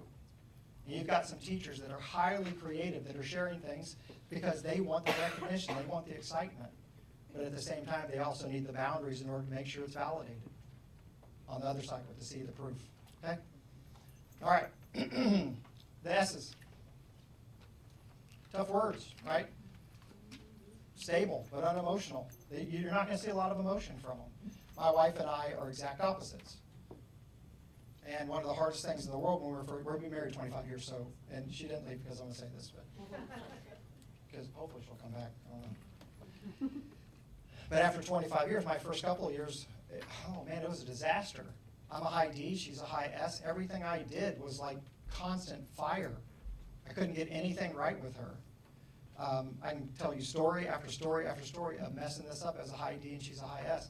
Anytime my tone gets too high, or anytime I get really assertive, like, we're going to do this. She's like, why are you yelling? I'm not yelling. She goes, no, we're not going to talk until you calm down. I'm like, what do you mean? I'm just passionate about what it is. No, now you're upset. I'm like, oh, come on. Now I am upset. Now I'm going to hurt somebody. I'm like, why are you getting all upset? Well, I'm just trying to tell you I'm really excited about this. I know, but you just got to calm down. I'm like, well, that's the whole reason to be excited, not to calm down. Why are we talking about this? You get up. And so we'd have these ridiculous conversations constantly. As a high D, Ds love to debate. I don't know if you know this or not about your personality. If you're a D, does anybody know you have a lot of that? A D, if you're a D, you like to debate. You like to get into it. S's do not. They'll stop talking. They'll get upset. They'll non-participate. There's nothing more infuriating to a high D that wants to debate you if you stop talking. It is really hard to have a debate with someone that will not talk. Now, if you know this about yourself and you've got a lot of D, and the person you're married to or the person you know or whatever it is, they're the opposite of you, you've experienced it. You're like, all right, let's get into it. They're like, I won't be talking for the next 6 to 8 hours. Oh, no, we're talking now. And now you're going to over-talk. If a little of me is good, then a lot of me should be what? Okay, and we'll go through this process in just 1 second. So now, this is my dad, really high C. So I'm a high I, and all of a sudden, these are the words that came to me when I would talk to him. Severe, picky, nosy, unsociable, distrustful, fixated, perfectionistic, fault-finding. Do you see those words? To a high I, that feels like a curse. Anything I did was wrong. To a point where I no longer wanted to tolerate my father, I eliminated it out of my relationship. Same thing with your employees. There's a moment when they'll no longer tolerate, doesn't matter where they're working, they'll eliminate that relationship and go somewhere else the more they feel misunderstood. Misunderstanding turns into mutiny eventually. The more I feel misunderstood, the more I'll rebel. Same basic principle. Okay? I remember after going through this training, my dad and I went to Atlanta, and we get done with this one session, and the gentleman's brilliant. He's now retired in this information, but he was one of my mentors. And he would say, all right, well, how would you handle it? Now, I'm a high DI. Okay, I'll tell you how I handle it. And he'd go, ooh, that's really good. That's a great perspective. Yes, it was. The only perspective, quite honestly. Obviously the best one. Okay. And then he would turn, and there was a lady sitting next to me, and she was a high C. Now, I'm high I, so I'd answer immediately, and then he would turn to her, and he would say, now what about you? Her name was Maria. And she said, Maria, how would you handle that? And she would say some ridiculous nonsense, completely opposite of what I just said. Like, well, I'd slow everything down to make sure it's right, try to create a plan. That can't be right. You just said that. I was just saying that you should just move and go and make things happen. She was saying that you should slow down and make a plan. And he would say at the end of it, he would go, that's a great answer. It's a really strong perspective. Great job. I'm sorry? You can't both be right. It's like my perspective and hers didn't sound anything like mine. You said mine was really good, and then you said hers was really good, and so something's wrong. But I'm like 26 years old, and so I don't know any better other than the fact that she's wrong. That's it. She just can't be right, because he said I was right. This went on for an entire 45-minute session of looking at different perspectives. I would answer, and he would pick someone similar to her, and then she would answer someone similar like my dad would answer, because they were all sitting in the same group. And it was frustrating. And at the very end, he said, Peter, you frustrated? No, I don't know. No, not at all. I don't know how you can tell. I think this is stupid. I think this is ridiculous. Because, you're high D, so you just say stuff. I think this is dumb. There's no way that you're saying they're right and you're saying we're right, so we can't. And I went, oh my God. That's the 4 perspectives, right? He goes, now you would think that wouldn't be hard to understand. Now don't forget, my whole life I've been working with a father that's a high C, so he was using that opportunity to show the difference between me and my dad too. And he said, that's not unlike probably what you struggle with your own father. Oh, my dad's like that too. I would ask my dad, hey Dad, 30 plus years of being in the business world, I've got a question for you. And he'd always say the same thing, let me think about it. You got an MBA, been in business for 30-something years, you've led people all over the state of Texas. How much time do you think you need? Can we just go and speed it up? I got crud to do. I didn't go ask somebody else, I asked you, you're my father, just answer the question. How hard is this? Son, you can't do that. Don't push me. I need time to think about it. So frustrating. And I would be so mad at him all the time. And then it dawned on me that everything he did was similar to this lady. And I had like an epiphany that day in Atlanta. I went, oh my gosh, my dad is like her, and I am not. And I like to do things right then, and he likes to think about things so he doesn't mess it up. He doesn't make a mistake so he can get it right.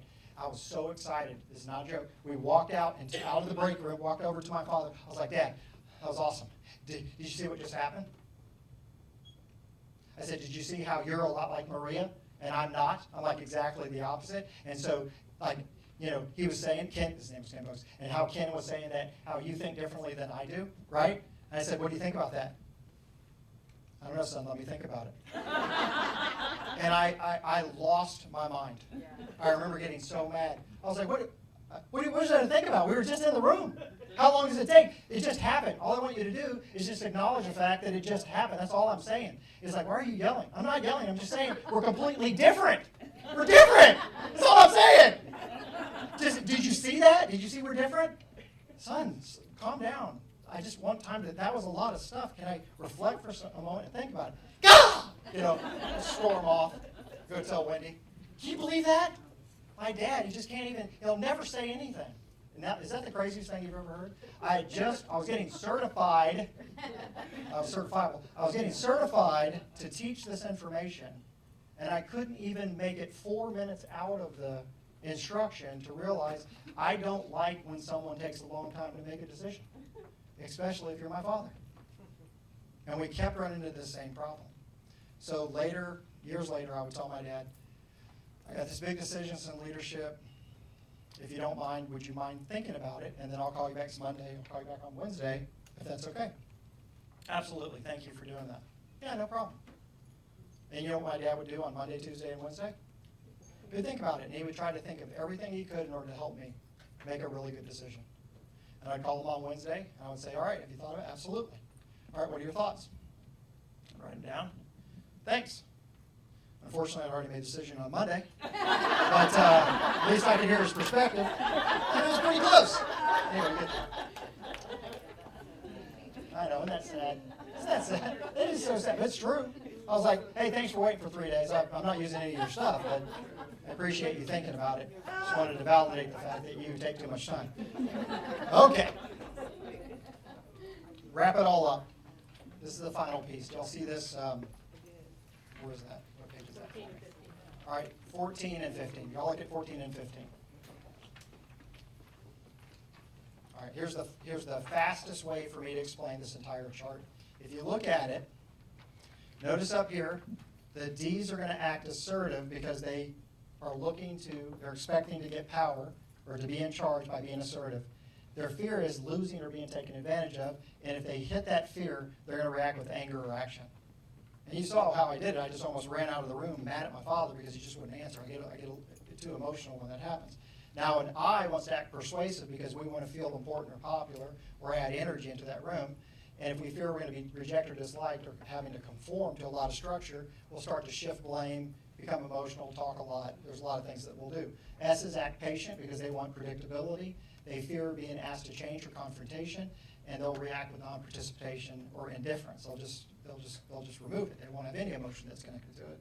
And then for the C's, they'll act unemotional because they expect a correct process or procedure, and they fear being wrong or some type of illogical act that doesn't make sense. They'll react with criticism or suspicion or judgment. Okay? This one little 2 pages is worth the entire time I'm here because from now on, I promise you, you'll go through this situation, and the next thing you know, you'll see how people are reacting. Now, I have a follow-up, obviously, training that goes through, well, so what do you do? How do you relate, respond, and reinforce once that person does what they do naturally? But for this one, this is good enough for us to finally realize, wait a minute, my strength's gone out of control. So my wife, high S, I'm a high D. I'll never forget, every time she would say something to me, I thought that was fair game to debate. So she would say something, and I would say, you can't let that happen. You cannot let that person at school push you. She was a teacher too, like 17 years. She taught elementary school. And I said, you can't do that. You're coming home miserable all the time. You've been all out of shape. It's just terrible. I can't stand that for you. Got to stop. I said, let me go take care of it. Now, I was running my business full time by now. And I said, let me come up. I'll take care of it. I said, he's in kindergarten. How hard can it be? Right? I'll work that kid over. We'll set some boundaries and make sure he doesn't treat you like that anymore. It's a true story.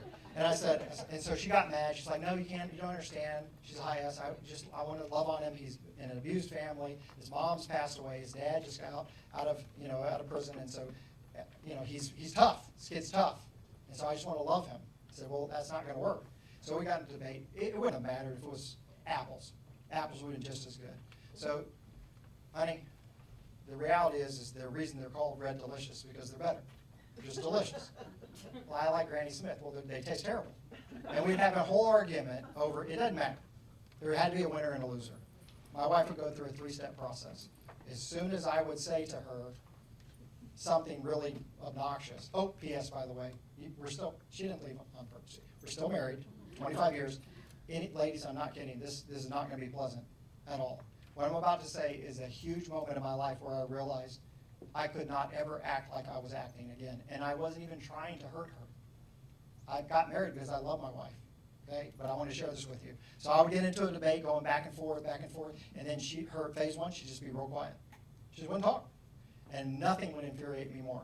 Like, oh, you're not, and I would say, you're not going to say anything? You're just going to stand there? That's what you're going to do? You're going to stand there, you're not going to talk? You're just standing there. That's what you're going to do. That's how you're going to handle this situation. You ask me a question, you want me to solve something, now we're talking about, now you're not going to talk. That's what we're going to do. You're not going to talk. And then I would say something obnoxious. Then eventually, phase two was you just try to walk away. She just walk away. Oh, that's how we handle things. Just walk away. She's going to walk away. Now, typically, if I'm speaking to a group of men that need to understand not to treat people like this, like I was doing, I would chase my wife around the house. I'm not kidding. 27 years old now. I had just gone through this training. Yes. I was teaching other people how to understand people.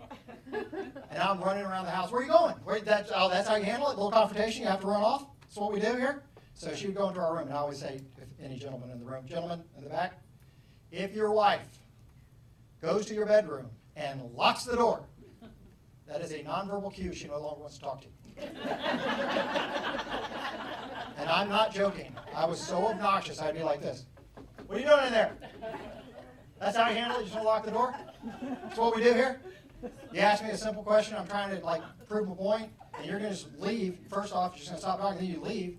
Now, so obviously, that's how this works. This is the part that I'm most ashamed of, but if you don't hear it, it's just, you need to hear it. If I pushed her hard enough, remember, being asked to change her confrontation is her biggest thing, she would cry. And I was like, well, there's no crying in baseball, and there's no crying in argument. Why would you cry? That is completely unfair. When you're debating someone, you say, okay, I'm just going to, I was like, oh, okay, there you go. That's the easy way to get out of things. Great, huh? Really powerful. Okay, I got my 4 minutes. About 4 months ahead, I'm at a men's group. It's all men. They're all sitting there. And in that group, there's a bunch of men that had either been divorced or about to get a divorce or trying to be a better man. And I remember this one gentleman comes in, and my friend had said, you need to probably come to this. He was the one that was teaching me the personality stuff. It was in Atlanta. And he said, you should come to this. I'm like, what is it? It's a men's group. You should just come. It's about being a better husband. Oh, okay. So I go, and he introduced me to this gentleman. Ray-Ban glasses, the silver perfect hair, the squared off jaw. It's got that, perfect little cotton button-down shirt with a white shirt underneath, triple pleated gabardine slacks, right? Cole Haan belt. I sold clothes here at Austin to put myself through school, so I knew clothes really well. The presidential Rolex is about 30 grand. Alligator Cole Haan shoes, really nice. Those are about 2 grand. Just sold his company for about $50 million. Okay? Nice. 27 years old, that's pretty impressive. Halfway through this meeting of 90 different men sitting in this big circle, he pipes up. Can I make a comment? I'm like, absolutely, I'm listening. I've been coming here for several weeks, and I just wanted to share this. I've been married 3 times and divorced 3 times, and all those women had serious problems. And I went, well, it's not you, sir. You're magnificent. I mean, look at his slacks. That's triple pleated. That's gabardine. Have you seen gabardine? That's a sheen on that sucker. Those are nice. I'll never forget the gentleman that was leading the group turned to the group and said, do you mind if I ask you a question? I'm like, ooh, all right. You have been coming several weeks. Do you know what all 3 of those women had in common?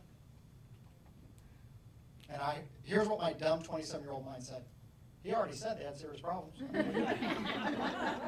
sounds about right. He said, you, sir, you're the common denominator in all your failed relationships. I was like, you can't say that to $50 million man. Those are alligator. That's presidential. That's a real watch, baby. That's incredible. And for about a half of a tick of a second, my brain went, maybe my wife shouldn't cry every time I interact with her when we're debating. And I thought, nah, she just needs to toughen up. Done. A couple months later, now we're standing there, and I tell her, I say, Wendy, you know what? She taught second grade. I said, third grader could have answered that question. Yeah, it's not good. I mean, it's okay. We're still married. This is a long time ago. I'm just trying to show you how stupid this is. And she looked at me and she goes, do you know why I don't always answer you when you say things like that to me? Sure, go ahead. She goes, because I actually think about what I'm going to say if it's going to hurt your feelings or not.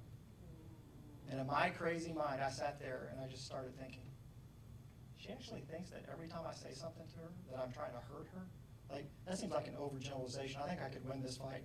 And as I stood there, just standing in my head, thinking about what she just said, it dawned on me that maybe I was the problem, that I was the common denominator. And I just stood there for about another couple seconds. I can't be a man like that. I cannot treat my wife this way. She actually thinks I want to hurt her, and all I'm trying to do is try to help her solve the problem. And so I'm still thinking about, she goes, is that what you're going to do? She's going to stand there? Is that what you're going to do? She's not going to say anything? And I was like, I didn't do that.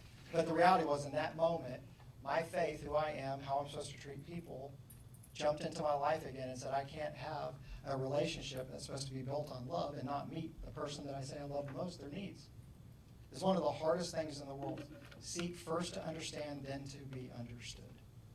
And one of the things that I've learned most out of teaching this material is, and I've taught it a lot, I've traveled all over this country and internationally to teach this material because I believe in it so much, that when you go about doing this right, then you'll connect with people like you never have before.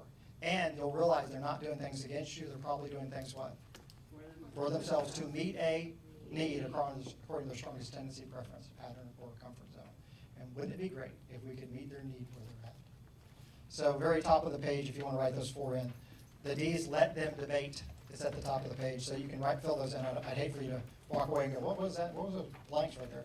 The D's, let them debate. The I's, let them talk. That's how they make their solve problems. They talk. S's, let them reflect. Give them a chance to reflect on how it's going to impact people and their feelings. And then the C's, let them validate. Give them time to question things. Give them time to reflect, like I talked about my dad. My favorite thing about being, Marilyn, is it okay? You got like a minute? Yeah. This is it. I'm going to pull all this together in a teacher story. I have a degree in education, so when I went to the University of Texas, they literally taught us how to teach. So you're supposed to, we took a class, there was a VCR, you remember these? VHS player? And you literally took a class, and that's play, that's record, right? You push it down, you put it in, slide it down, push it, 8mm film, whole class, whole hour based on setting up.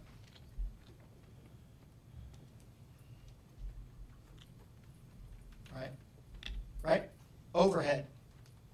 This is all old school, baby. So overhead, put on the overhead, get it right, put it on there, pull down the screen, practice your teaching. So we took an entire class on being proficient with the stuff that we're supposed to be sharing in the classroom. Sounds crazy, but I feel like I'm a real professional. So I come back, biology honors, I walk in the door, I'm about to teach in second period, I go over to pull down the screen, and when I go to pull down the screen, I hear this. I was like, I don't remember hearing that before. So I pulled it all the way down, and it shot back up into the ceiling where it was connected to, hit the ceiling, and the first like 4 rows, it's like, you know how kids are, they're 9th grade, so they freak out, oh my God, right? Just relax. I took a class on this, and so I literally pulled it down again. Have you ever seen this? Is a teacher trick. You pull it down and jerk it at the end to lock it. So I did that. That didn't sound good either. And I pulled it down and pulled, and it shot back up. Just stuff everywhere.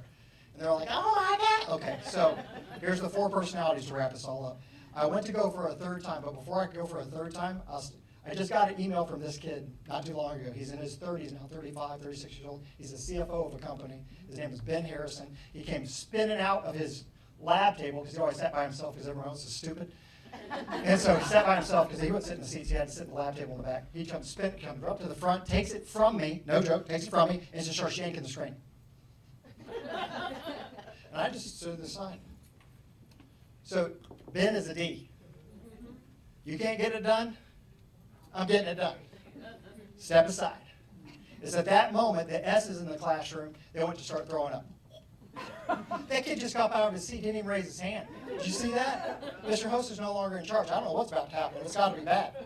All predictability is now flowing out the window. Confrontation is high. And so literally all the S's in my room are like, oh, they're throwing up. All the kids are, I can't take it. I'm like, it's okay. You don't have to go to the nurse. It's going to be fine. I'm going to take care of it. And then the I's, you heard it. It's real low. In the very beginning, it sounded like this. Free day, free day, free day. And they got bigger, free day, free. And they got huge. And then they're screaming, free day, free. And the S's now, they're really throwing up. And there's Ben. I was like, pulling it down. This is a true story. It's the weirdest thing I've ever seen. I thought, man, this is why you learn the personality stuff for moments just like this. And so he's drinking on the screen. S's are throwing up. The I's are over there. Free day, free day. One of the kids, high C, stops the whole procession crazy. Raises her hand. Yes? Just curious, did first period get the notes? Uh-huh. Yeah, I'm going to need the notes. She was dead serious. It's like, out of all the chaos that was going on in my room, it's like this. This is honors. I can't get behind. I'm just letting you know. I'm going to need the notes. So I'm just letting you know.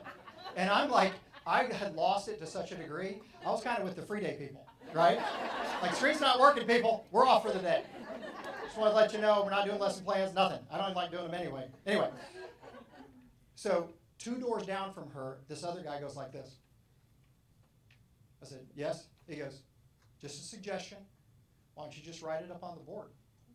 And all the free day people were like this. No! No! We're so close! And the S's are like, it's a good idea. I won't have to go to the nurse or go to the bathroom and throw up. Either one, I feel a lot better. Let's get something going. And so I said, yeah, that's no problem. I'll just write it on the board. So I turned back. Ben's still working. This doesn't take long. This is like in a minute, right? Turned down to Ben. I said, Ben, it's okay, buddy.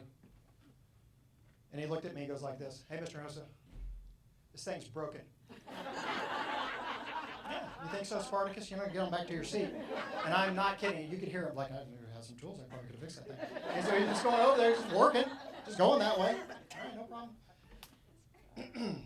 The reason I knew the S's were the funniest part of that whole team was we got done, I wrote it on the board. They were walking out, and I typically stand at my door, right? Bye, have a good day, have a good day, have a good day, high five, have a good day, have a good day. And then one of the S's, just unbeknownst to me, she walks by and she goes like this. Thanks, I really appreciate that. You recovered well. Gone. I don't even know what she was doing. She was like thanking me for, in other words, she was like, chaos could have ensued. And then when you acted like a teacher again and wrote on the board, no throwing up. Whew, close. Thank you. D's want to get the job? I's want to have some? S's want you to be? Nice. We're going to do this better. D's want to get the job? I's want to have some? S's want you to be? Nice. And the C's want you to be? Precise. I hope this helps.